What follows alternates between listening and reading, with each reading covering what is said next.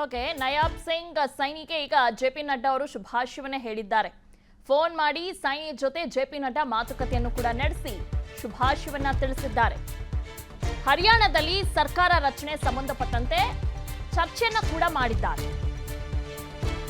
ಮುಂದಿನ ನಡೆ ಬಗ್ಗೆ ಉಭಯ ನಾಯಕರ ಜೊತೆ ಮಾತುಕತೆಯನ್ನ ಕೂಡ ನಡೆಸ್ತಾ ಇದ್ದಾರೆ. ಕರೆ ಬೆನ್ನಲ್ಲೇ ಕಟ್ಟರ್ ನಿವಾಸದಲ್ಲಿ ಮಹತ್ವದ ಮೀಟಿಂಗ್. ಸೈನಿ 2ನೇ ಅವಧಿಗೆ ಸಿಎಂ ಆಗೋದು ಬಹುತೇಕ ನಿಶ್ಚಿತ ಅಂತ ಹೇಳಲಾಗ್ತಾ ಇದೆ. ಫಲಿತಾಂಶ ಬಂದಾಯ್ತು, ಈಗ ವಾಟ್ ನೆಕ್ಸ್ಟ್ ಅಂತ ಬಂದಾಗ ಅಫ್ಕೋರ್ಸ್ ಸರ್ಕಾರ ರಚನೆ ಮಾಡಬೇಕು, ಯಾರು ಮುಂದಿನ ಸಿಎಂ, ಈ ರೀತಿಯಾದ ಚರ್ಚೆಗಳು ಇದ್ದೇ ಇರುತ್ತೆ. ಈಗ ಸೈನಿಗೆ 2ನೇ ಅವಧಿಗೂ ಸಿಎಂ ಆಗೋದು ಬಹುತೇಕ ನಿಶ್ಚಿತ. ಇದ್ರ ಬಗ್ಗೆ ಈಗಾಗಲೇ ಚರ್ಚೆ ಆಗಿದೆ. ಅಷ್ಟೇ ಅಲ್ಲ, ಜೆಪಿ ನಡ್ಡಾ ಅವರು ಕರೆ ಮಾಡಿ ಅವ್ರ ಜೊತೆ ಮಾತುಕತೆಯನ್ನು ನಡೆಸಿದ್ದಾರೆ, ಶುಭಾಶಯವನ್ನು ಕೂಡ ಹೇಳಿದ್ದಾರೆ.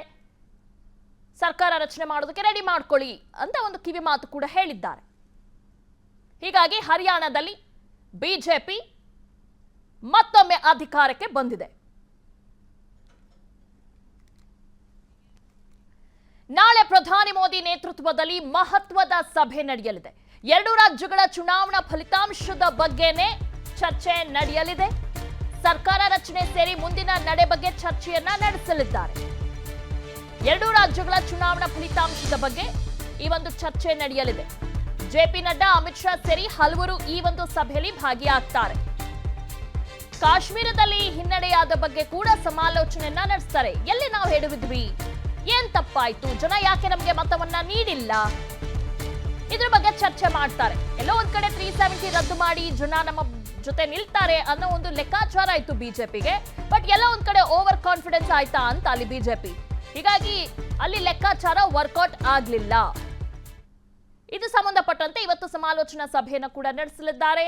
ದೆಹಲಿ ಕಚೇರಿಯಲ್ಲಿ ಜೆಪಿ ನಡ್ಡಾ ಸಭೆಯನ್ನ ನಡೆಸಲಿದ್ದಾರೆ. ದಿಲ್ಲಿ ಕಚೇರಿ ಮುಂಭಾಗ ಇನ್ನೊಂದು ಕಡೆ ಕಾರ್ಯಕರ್ತರು ಸಂಭ್ರಮಿಸ್ತಾ ಇದ್ದಾರೆ. ಎಲ್ಲೋ ಒಂದ್ ಕಡೆ ಜಮ್ಮು ಕಾಶ್ಮೀರಲ್ಲೂ ಕೂಡ 370 ರದ್ದು ವರ್ಕೌಟ್ ಆಗುತ್ತೆ ಅನ್ನೋ ಒಂದಷ್ಟು ಲೆಕ್ಕಾಚಾರ ಇತ್ತು. ಯಾಕಂದ್ರೆ ಆ ಮಟ್ಟಿಗೆ ಬೆಳವಣಿಗೆ ಆಗಿತ್ತು, ಅಲ್ಲಿ ಅಭಿವೃದ್ಧಿ ಕೂಡ ಆಗಿತ್ತು. 10 ವರ್ಷಗಳ ನಂತರ ಚುನಾವಣೆ ನಡೆದಿರೋದು ಒಂದು ಕಡೆ ಆದ್ರೆ ಒಂದು ಅದ್ಭುತವಾದಂಥ ರೆಸ್ಪಾನ್ಸ್ ಸಿಕ್ಕಿತ್ತು. ಪರ್ಸೆಂಟೇಜ್ ಆಫ್ ವೋಟ್ ಏನಿದೆ ಅದು ಬಹಳ ಇತ್ತು. ಹೀಗಾಗಿ ಎಲ್ಲೋ ಒಂದ್ ಕಡೆ ಬಿಜೆಪಿಗೆ ಮತದಾರರು ಒಲವನ್ನ ತೋರಿಸುತ್ತಾರೆ ಅಂತ ಒಂದು ಲೆಕ್ಕಾಚಾರ ಇತ್ತು. ಇನ್ಫ್ಯಾಕ್ಟ್ ಹರಿಯಾಣದಲ್ಲಿ ಗೆಲ್ತೀವಿ ಅಂತ ಬಿಜೆಪಿ ಅನ್ಕೊಂಡಿರ್ಲಿಲ್ಲ. ಯಾಕಂದ್ರೆ ಆ ಸಮೀಕ್ಷೆಯನ್ನ ನೋಡಿದಾಗ ಆ ರೀತಿಯಾಗಿ ಇತ್ತು. ಕಾಂಗ್ರೆಸ್ ಬಹುಮತದೊಂದಿಗೆ ಸರ್ಕಾರ ರಚನೆ ಮಾಡುತ್ತೆ, ಬಿಜೆಪಿ ವಿರೋಧಿ ಅಲೆ ಇತ್ತು ಅಲ್ಲಿ. ಹೀಗಾಗಿ ಎಲ್ಲೋ ಒಂದ್ ಕಡೆ ಅಲ್ಲಿ ಲೆಕ್ಕಾಚಾರ ಉಲ್ಟಾಗಿದೆ. ಬಿಜೆಪಿ ಮುನ್ನಡೆನ ಪಡೆದುಕೊಂಡು ಸರ್ಕಾರವನ್ನ ರಚನೆ ಮಾಡ್ತಾ ಇದೆ. ಇನ್ನು ಚುನಾವಣೆಯಲ್ಲಿ ಹಿನ್ನಡೆಯಾಗ್ತಿದ್ದಂತೆ ಹೊಸ ವರಸೆ.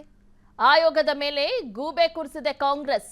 ನಿಧಾನಗತಿ ಡೇಟಾ ಹಂಚಿಕೆಗೆ ಕಾಂಗ್ರೆಸ್ ಆಕ್ಷೇಪವನ್ನ ವ್ಯಕ್ತಪಡಿಸಿದೆ. ನಾವು ಗೆದ್ದೇ ಗೆಲ್ತೀವಿ ಅಂತ ಇತ್ತು, ಆದ್ರೆ ಎಲ್ಲ ಒಂದ್ ಕಡೆ ಸಮೀಕ್ಷೆಗಳು ತಪ್ಪಾಗ್ಬಿಟ್ಟಿದೆ. ಈಗ ಆಯೋಗದ ಮೇಲೆ ಗೂಬೆ ಕೂರಿಸ್ತಾ ಇದ್ದಾರೆ. ಎಂದಿನಂತೆ ಕಾಂಗ್ರೆಸ್ ಮಾಡೋ ಕೆಲಸ ಅದು ಪ್ರತಿ ಚುನಾವಣೆಯ ಸಂದರ್ಭದಲ್ಲೂ ಕೂಡ. ನಿಧಾನಗತಿ ಡೇಟಾ ಹಂಚಿಕೆಗೆ ಕಾಂಗ್ರೆಸ್ ಆಕ್ಷೇಪವನ್ನ ವ್ಯಕ್ತಪಡಿಸಿದೆ. ಚುನಾವಣಾ ಆಯೋಗದ ವಿರುದ್ಧ ಜಯರಾಮ್ ರಮೇಶ್ ಕಿಡಿಕಾರಿದ್ದಾರೆ. ಆಯೋಗದ ಮೇಲೆ ಬಿಜೆಪಿ ಒತ್ತಡ ಎಂದು ಆರೋಪವನ್ನು ಮಾಡಿದ್ದಾರೆ. ಕೇಂದ್ರ ಚುನಾವಣಾ ಆಯೋಗಕ್ಕೆ ಇದೀಗ ಕಾಂಗ್ರೆಸ್ ದೂರನ್ನ ನೀಡಿದೆ.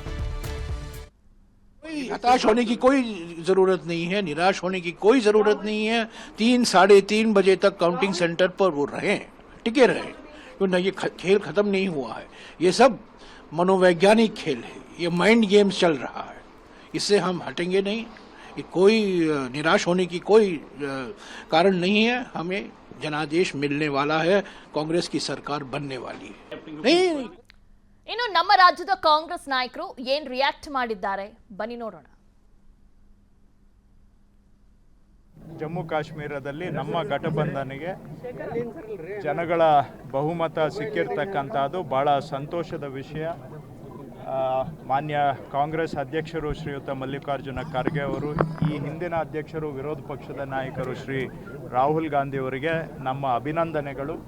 ಯಾಕೆಂದರೆ ಅವರ ನೇತೃತ್ವದಲ್ಲಿ ಈ ಹೋರಾಟ, ಜನಪರವಾದಂಥ ಹೋರಾಟ ಭಾಳ ತೀವ್ರವಾಗಿ ನಡೆಯುತ್ತಾ ಬಂದಿದೆ. ಪ್ರಜಾಪ್ರಭುತ್ವ ಉಳಿಯಬೇಕು ಹಾಗೂ ಜನಗಳಿಗೆ ನ್ಯಾಯ ಸಿಗಬೇಕು.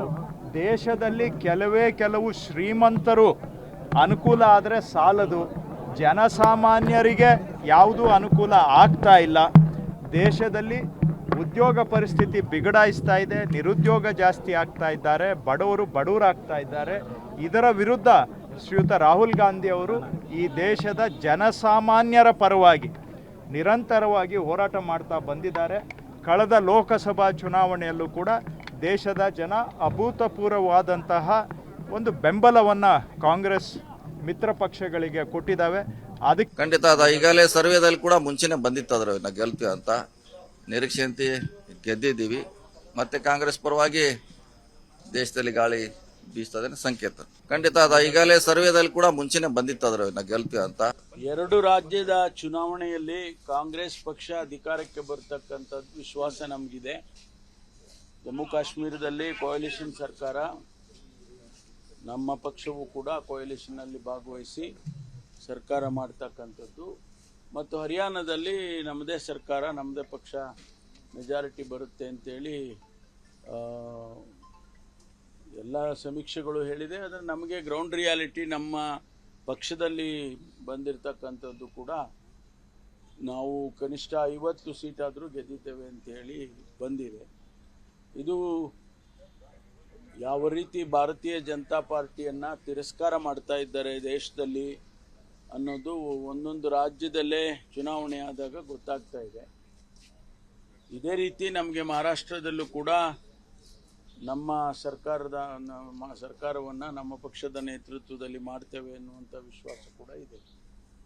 ಇದು ಒಂದು ಬದಲಾವಣೆಯನ್ನು ತರ್ತಕ್ಕಂಥ ರೀತಿಯಲ್ಲಿ ಬದಲಾವಣೆ ಪ್ರಾರಂಭ ಆಗಿದೆ ಅಂತ ಹೇಳ್ಬೋದು. ನೋಡಿ, ದೇಶದಲ್ಲಿ ಎಲ್ಲದಕ್ಕೂ ಒಂದೊಂದು ಕಾಲ.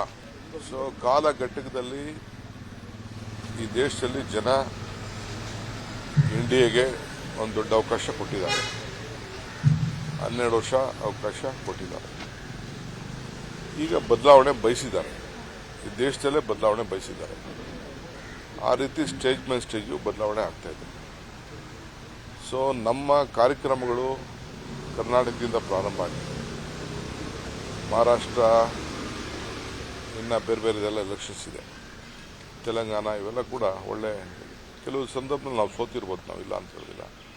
ಆದರೆ ಜನಕ್ಕೆ ಇವತ್ತು ಬದಲಾವಣೆ ಬಯಸಿದ್ದಾರೆ, ಇಡೀ ದೇಶದಲ್ಲಿ ಬದಲಾವಣೆ ಬಯಸಿದ್ದಾರೆ. ಅದು ಪೂರ್ವಕವಾಗಿ ಇದಾಗ್ತಾ ಇದೆ. ನಾನು ದೇಶದ ಎಲ್ಲ ಮತದಾರರಿಗೆ ಸಂದರ್ಭದಲ್ಲಿ ಅಭಿನಂದಿಸ್ತೇವೆ. ಅವ್ರಿಗೆ ಏನು ನಾವು ಮಾತು ಕೊಟ್ಟಿದ್ದೇವೆ ಆ ಮಾತನ್ನು ಉಳಿಸ್ಕೊಳ್ತೇವೆ. ಕೆಲವು ಅನೇಕ ಗ್ಯಾರಂಟಿಗಳು, ಕೆಲವು ಕಾನೂನುಗಳು, ಕೆಲವು ಜನಕ್ಕೆ ಸಹಾಯ ಮಾಡೋಂಥದ್ದು, ಆರ್ಥಿಕವಾಗಿ ಶಕ್ತಿ ಕೊಡಬೇಕು. ದೇಶದಲ್ಲಿ ಭಾವನೆ ಬೇಡ, ಬದುಕು ನೋಡಿ ಅಂತ ಹೇಳಿದ್ದೇವೆ. ಅದಕ್ಕೆಲ್ಲ ಕೂಡ ಮಾತನ್ನು ಉಳಿಸ್ಕೊಳ್ಳೋಂಥ ಕೆಲಸ ಕಾಂಗ್ರೆಸ್ ಪಕ್ಷ ಮಾಡ್ತದೆ. ಮುಂದಿನ ಎಲ್ಲ ರಾಜ್ಯಗಳ ಚುನಾವಣೆಗಳೇನಿದೆ ಮಹಾರಾಷ್ಟ್ರದ ದಿಕ್ಸೂಚಿನ ಸರ್ ಇದೆಲ್ಲ? ನಾನು ದಿಕ್ಸೂಚಿ ಅಂತ ಅಲ್ಲ, ಜನರ ಭಾವನೆನೇ ಈ ರೀತಿಯಾಗಿದೆ. ದಿಕ್ಕೇನು ನೋಡಬೇಕಾದಿಲ್ಲ, ಮೇಲ್ಗಡೆ ಬೆಳಕು ಕಾಣ್ತಾ ಇದೆ, ಎಲ್ಲ ಕಡೆ ಬೆಳಕು ಕಾಣ್ತಾ ಇದೆ, ಬದಲಾವಣೆಯ ಬೆಳಕು ಕಾಣ್ತಾ ಇದೆ. ಬಹುಮತದಲ್ಲಿ ಭಾರತೀಯ ಜನತಾ ಪಕ್ಷ ಅಧಿಕಾರಕ್ಕೆ ಬರೋದ್ರಲ್ಲಿ ಯಾವುದೇ ಒಂದು ಅನುಮಾನ ಇಲ್ಲ ಅನ್ನೋ ಮಾತನ್ನು ಹೇಳ್ತಾ, ಈ ಒಂದು ಸಂದರ್ಭದಲ್ಲಿ ಇಡೀ ಕರ್ನಾಟಕ ರಾಜ್ಯದ ಎಲ್ಲ ನಮ್ಮ ಭಾರತೀಯ ಜನತಾ ಪಕ್ಷದ ಕಾರ್ಯಕರ್ತರು ಕೂಡ ತುಂಬ ಖುಷಿಯಾಗ್ತಾ ಇದ್ದಾರೆ. ಖಂಡಿತವಾಗ್ಲೂ ಕೂಡ ಇವತ್ತು ನನಗೆ ನಿಜವಾಗ್ಲೂ ಕೂಡ ಹರಿಯಾಣ ಚುನಾವಣೆ ಬಗ್ಗೆ ಸಮೀಕ್ಷೆಗಳು ಅಂದರೆ ಇವತ್ತು ಪೂರ್ತಿ ತಲೆ ಕೆಳಗಾಗಿರುವಂಥದ್ದು. ಅದೇ ಒಂದು ರಿಸಲ್ಟ್ 100ಕ್ಕೆ 100 ಮಹಾರಾಷ್ಟ್ರದಲ್ಲೂ ಕೂಡ. ಯಾಕೆಂದರೆ ಶಿವಸೇನಾ ಪಾರ್ಟಿ, ಆ ಪಕ್ಷದ ಕಾರ್ಯಕರ್ತರು ಭಾರತೀಯ ಜನತಾ ಪಕ್ಷದ ಜೊತೆ ಇರುವಂಥ ಹೊಂದಾಣಿಕೆ ಯಾವುದೇ ಕಾರಣಕ್ಕೂ ಕೂಡ ಕಾಂಗ್ರೆಸ್ ಪಕ್ಷದ ಜೊತೆ ಹೊಂದಾಣಿಕೆ ಆಗೋ ಪ್ರಶ್ನೆನೇ ಬರಲ್ಲ. ಹಾಗಾಗಿ ಮಹಾರಾಷ್ಟ್ರದಲ್ಲೂ ಕೂಡ ಭಾರತೀಯ ಜನತಾ ಪಕ್ಷ ಸ್ವಂತ ಬಲದಲ್ಲೇ ಅಧಿಕಾರಕ್ಕೆ ಬರೋದ್ರಲ್ಲಿ 2 ಮಾತಿಲ್ಲ ಅಷ್ಟೇ. ಓಕೆ, ಈಗ ಒಂದು ಕಡೆ ಬಿಜೆಪಿ ಗೆದ್ದಿದೆ, ಇನ್ನೊಂದು ಕಡೆ ಹಿನ್ನಡೆ ಆಗಿದೆ. ಸಹಜವಾಗಿ it is a mixed reaction ಎರಡ ಕಡೆನೂ ಕೂಡ. ಈಗ ಡಿ ಕೆ ಶಿವಕುಮಾರ್ ಅವರು ಹೇಳಿದ್ರು, ಮೇಲೆ ಬೆಳಕು ಕಾಣಿಸ್ತಾ ಇದೆ ಅಂದ್ರೆ ಏನು, ಜನ ಬದಲಾವಣೆಯನ್ನ ಬಯಸ್ತಿದ್ದಾರೆ. ಅನುಕ್ಷಣದ ಸುದ್ದಿಗಳಿಗಾಗಿ ವಿಸ್ತಾರ ನ್ಯೂಸ್ ಯೂಟ್ಯೂಬ್ ಚಾನೆಲ್ ಸಬ್ಸ್ಕ್ರೈಬ್ ಮಾಡಿ. ಹೊಸ ಸುದ್ದಿಗಳ ನೋಟಿಫಿಕೇಶನ್ಗಾಗಿ ಬೆಲ್ ಐಕಾನ್ ಕ್ಲಿಕ್ ಮಾಡಿ. ಲೇಟೆಸ್ಟ್ ಅಪ್ಡೇಟ್ಸ್ಗಾಗಿ www.vistaranews.com ವೆಬ್ಸೈಟ್ಗೆ ವಿಸಿಟ್ ಮಾಡಿ. ಅಂಗೈಯಲ್ಲೇ ಜಗತ್ತಿನ ಸುದ್ದಿ ತಿಳಿಯಲು ವಿಸ್ತಾರ ನ್ಯೂಸ್ ಕನ್ನಡ ಆಪ್ ಡೌನ್ಲೋಡ್ ಮಾಡಿ.